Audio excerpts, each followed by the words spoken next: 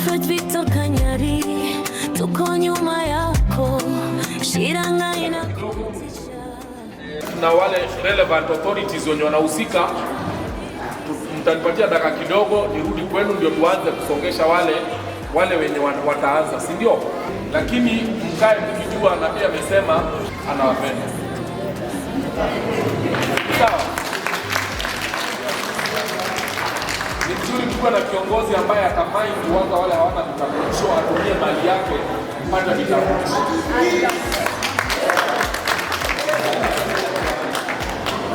Kwa hivyo nipatieni dakika kidogo, alafu tupangane, si ndio?